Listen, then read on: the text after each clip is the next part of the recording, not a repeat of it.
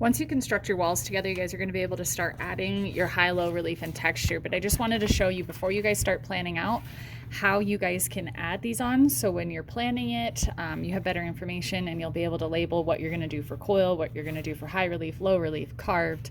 We're not going to be cutting through these unless you talk to me about a specific plan. So I'm just going to show you guys how to do this little doorway right here. And obviously you'll modify and make it your own, but this is just a scrap piece of clay. This is also something you guys can do and just experiment on a scrap piece. Obviously this would be all smoothed out. Your house would be formed before you guys add anything onto it. So you'd have all 4 walls, you would have them all smoothed out. Smooth your surface because it's easier to smooth now than after.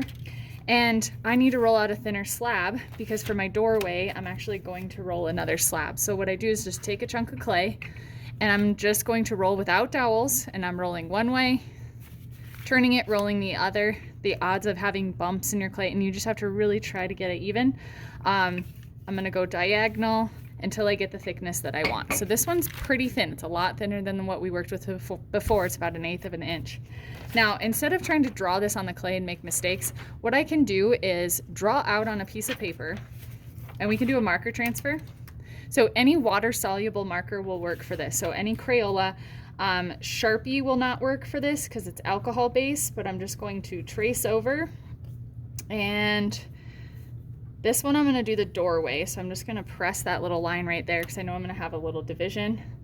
And my clay has moisture in it. This is water soluble.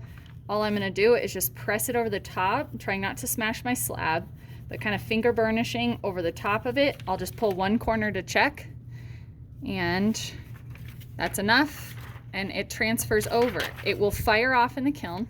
It will no longer show up on my clay after it's fired.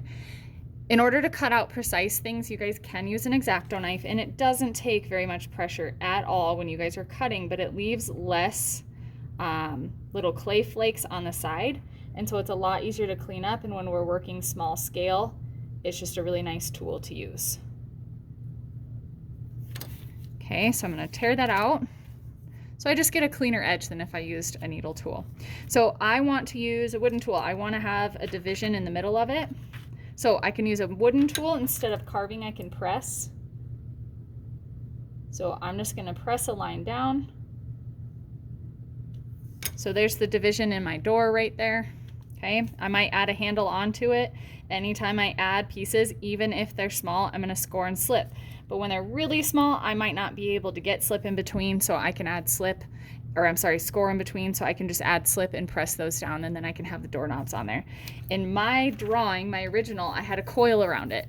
So coils, when we try to bend them, when we're rolling them in our hands, if we try to bend them and they crack, you have to hand recycle. But for now, I'm just going to prep this coil, and I need it a little bit longer. You can roll it in your hand or roll on the table with the palm of your hand. And we roll on the table because a newspaper will suck the moisture out of the coil and you won't be able to bend it anymore.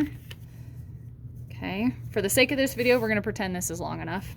Okay, so when I attach this on here, I'm actually going to attach it onto the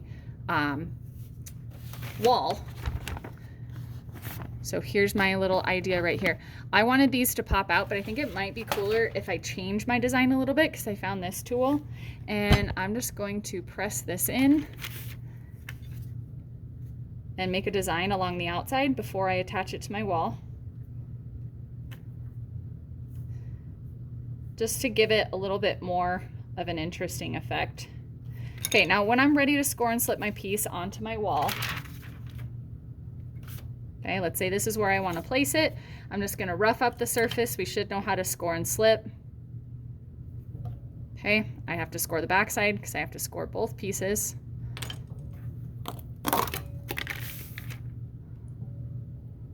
Making sure that I'm not trapping any air. We see a gap right here, so I have to fill that with slip, otherwise it will pop off in the kiln.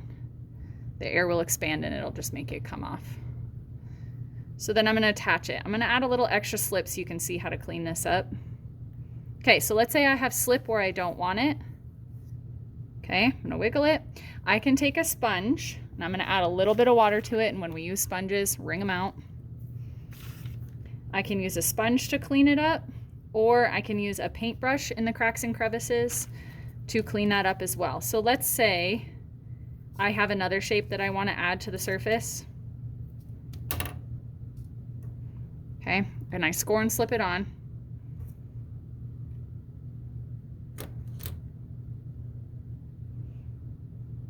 Now we can't leave any gaps.